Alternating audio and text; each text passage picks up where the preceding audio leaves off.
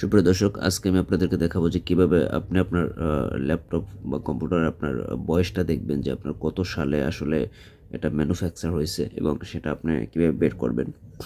তো এটা অনেক সময় আপনি হয়তো বা পুরাতন বা নতুন ল্যাপটপ কিনতে গেলে অনেক সময় হয়তো দেখা যায় অনেক আগের ল্যাপটপ আছে, বাট আপনাকে সে বলতেছে নতুন, আপনি এটা নিতে পারেন। তো এটা আপনি আসলে দেখে বা তার কথা শুনে বিশ্বাস করবেন না। তো আপনাকে অবশ্যই চেক করে নিতে হবে।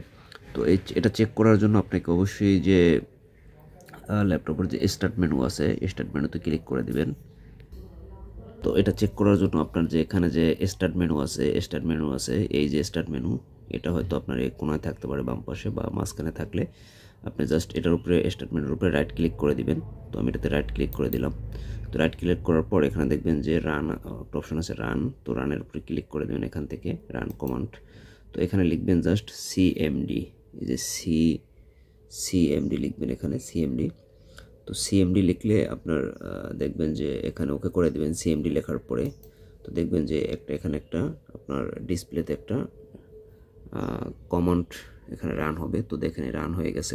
তো এই লেখাটা লিখে আমি আপনাদেরকে দেখাচ্ছি। মেনু লেখাটা আছে, মেনু, তারপর আছে এই যে তারপর এই যে স্পেস বারটা এখন যেভাবে লাফাচ্ছে, এটার পর থেকে আপনি লেখা স্টার্ট করবেন। তো আমি এখানে লিখবেন যে সিস্টেম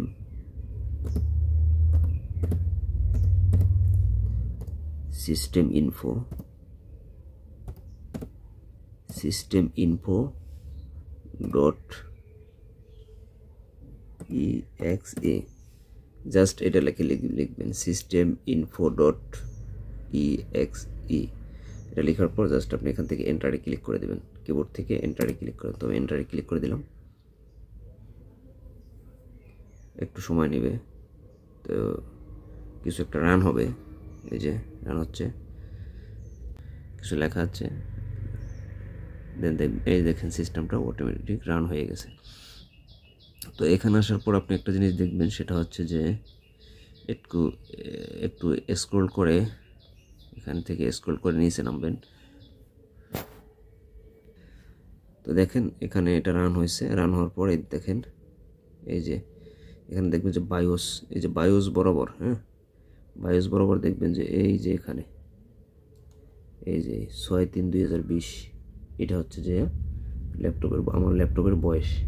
তো এখান থেকে কিন্তু আপনি খুব সহজে এটা দেখে নিতে পারবেন। এই যে বায়োস, বায়োস ভার্সন লেখা, আমেরিকান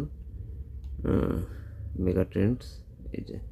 তো এখান থেকে আপনি এইভাবে খুব সহজে আপনি কিন্তু আপনার ল্যাপটপের আপনার যে ম্যানুফ্যাকচারিং ডেট সেটা দেখে নেবেন। অন্য কোনো উপায় দেখলে কিন্তু সেটা সঠিক হবে না। ধন্যবাদ সকলকে, ভালো থাকবেন সবাই।